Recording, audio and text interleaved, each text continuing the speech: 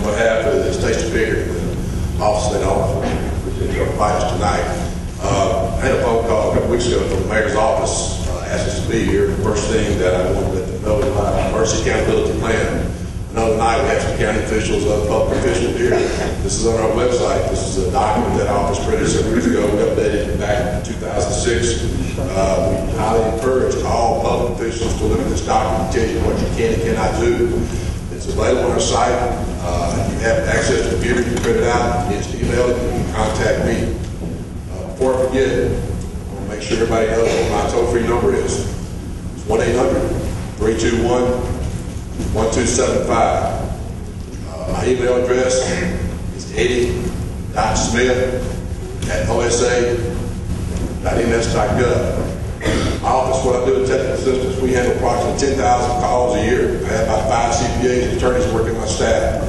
We get calls from the public asking questions, can the public do this or not? We're there to help you, the public and the not, and also the board that should here tonight. We'll make sure the document here. There's 3 things I want to point out in this document. Make sure you have a emergency accountability plan. One of the last things I highly encourage you to have is a good accountability. She mentioned about his overtime.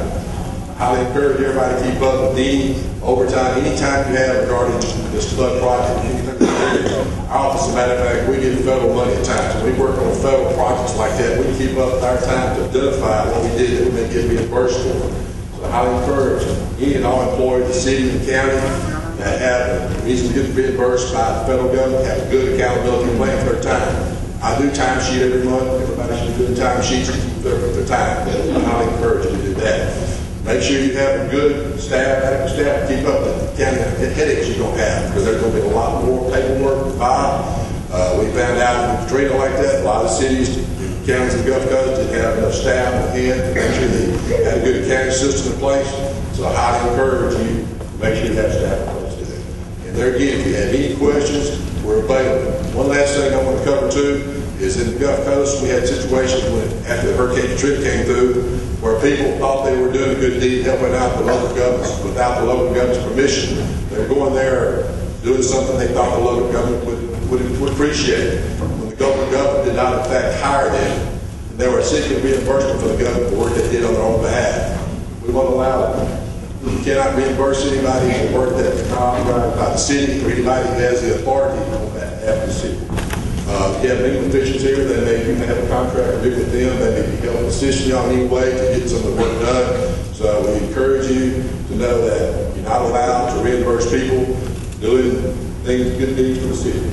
Well, that being said, let Kerry go. He works on investigating division. He had a minute to speak about. Thanks, Eddie. Really my purpose here tonight is just to kind of advise you guys of some things. The auditor's office does have a criminal investigative division, and more specifically, we have a disaster fraud division. We have about 10 agents that do nothing but investigate, prosecute fraud cases. They started in January 2005 after Hurricane Katrina. I think we've done probably 68 indictments statewide. The state auditor advised me before I came down here. He said he wanted you guys to know that he was very committed to this disaster unit recovery. And if anybody's a victim of any kind of fraud, which I think probably the most prevalent thing is probably going to be contractor fraud. That's what we saw after the hurricane on the coast.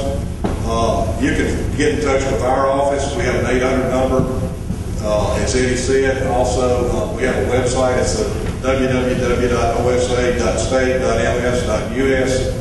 You get on our website, and there's a section on there that lets you click on it. It says report fraud, waste, or abuse.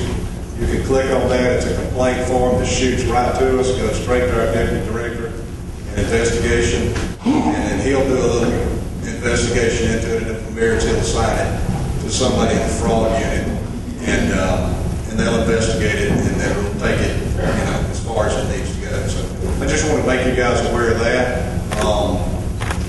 and I appreciate it.